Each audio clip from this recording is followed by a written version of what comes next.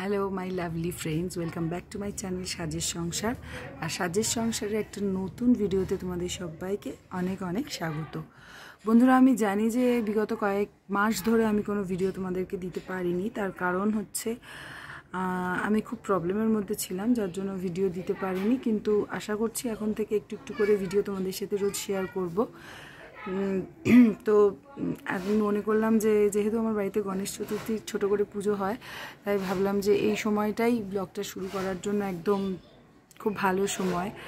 যদিও আমার জন্য সময়টা খুব একটা ভালো নয়, কারণ আমার ছেলেটার গতকাল পড়ে গিয়ে মাথা ফেটে গেছে আর 3খানা স্টিচ পড়েছে।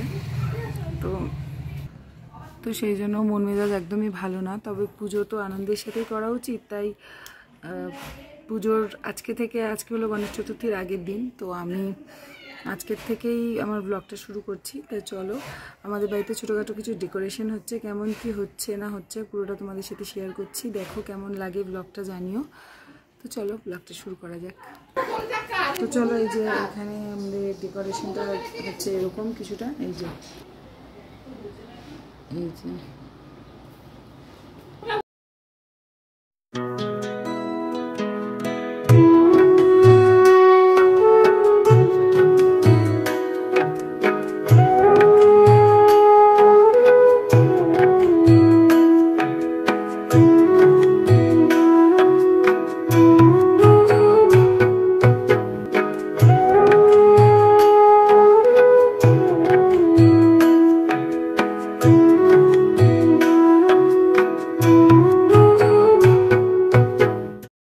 বন্ধুরা, এখন আমরা বেরিয়ে পড়েছি হচ্ছে গণেশ ঠাকুরকে আনতে আর টুকটাক কিছু গণেশ ঠাকুরের বাজার করতে। তো দেখতেই পাচ্ছ এখানে নিয়ে নিচ্ছি হচ্ছে গণেশ ঠাকুরের জন্য লাড্ডু, আর বাড়িতে কিছু লোক খাবে তো তাদেরকে দেওয়ার জন্য হাজমোলা, এগুলো কিছু কিছু জিনিস এখানে নিয়ে নিচ্ছি।